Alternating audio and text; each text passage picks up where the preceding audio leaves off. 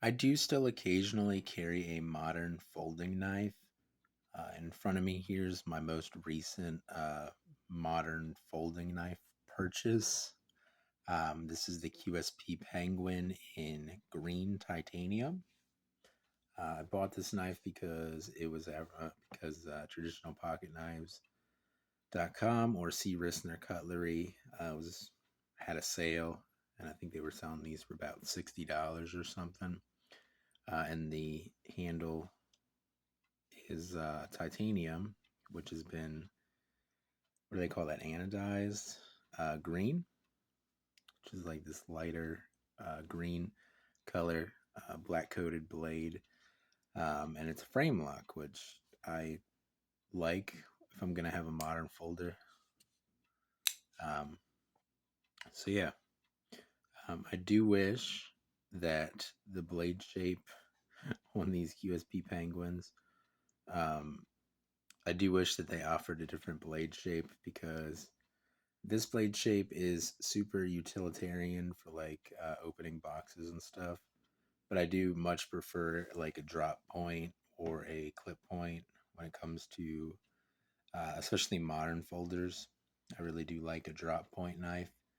But if you're just opening boxes and doing like a bunch of utility tasks and everything, sheep's foot blade works pretty well for that.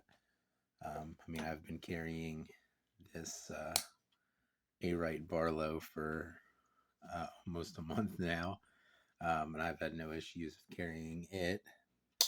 Um, but I do wish that they offered the QSP Penguin in different blade shapes, because that would be cool.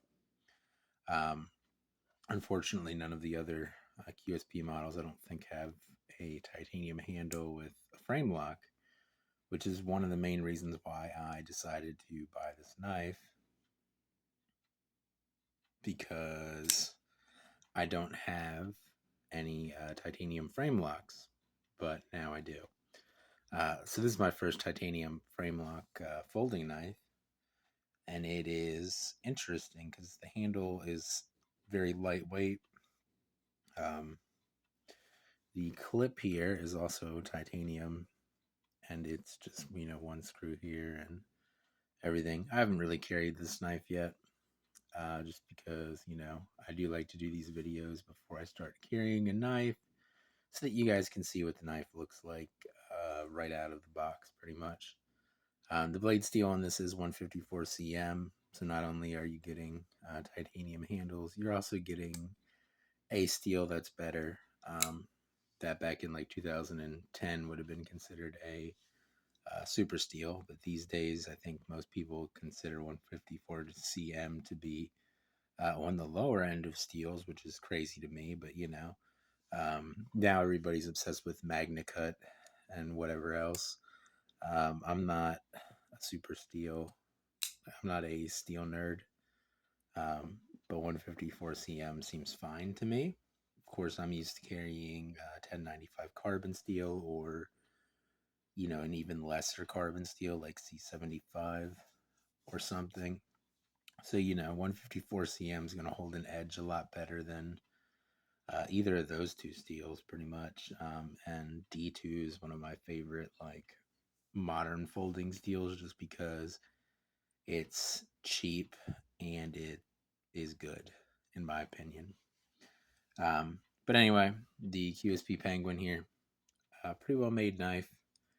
My one criticism of it is I feel like the detent is a little strong, because it's a little hard to flick sometimes with your thumb.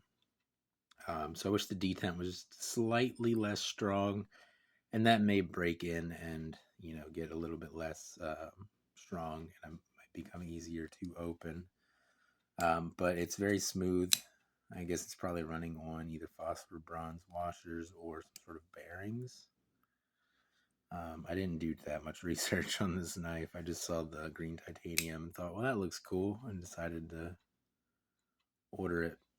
So it's either running on bearings or phosphor bronze washers, because of how smooth it is and everything.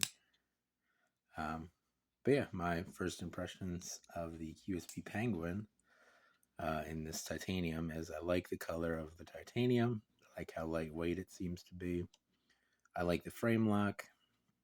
The knife seems to be put together really well. I haven't had any problems with any of the QSP made knives that I have, which I have three technically, because I have this QSP Penguin. I have my Carta QSP Penguin, which is probably going to be going to somebody, my friend probably, just because I mean I have this one, so I don't really need to have two QSP Penguins because I don't really carry modern folders that much anyway. And then I have the C. Risner Cutlery Ohio Riverjack, which I believe was made by QSP, and that knife was really nice too. So, you know, QSP seems to put out a quality product for a lot of times less than a lot of companies. Certainly less than like Benchmade and stuff like that. Um, Benchmade's prices are getting crazy. Probably not something I'm ever going to really talk about because I don't buy Benchmade knives because of how crazy priced they are. But I mean, they're trying to sell like Benchmade bug outs for like $300 and stuff now, which is crazy to me because I'm not interested in a knife like that.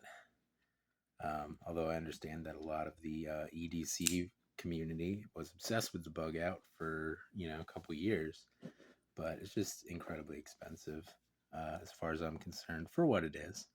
But yeah, QSP Penguin, I paid like $60 for it. I don't know how much it was normally, but you do get these sweet titanium handles that are green. This nice green color. Um, yeah, it's just a good feeling knife, pretty much. Um, but yeah, I'm gonna.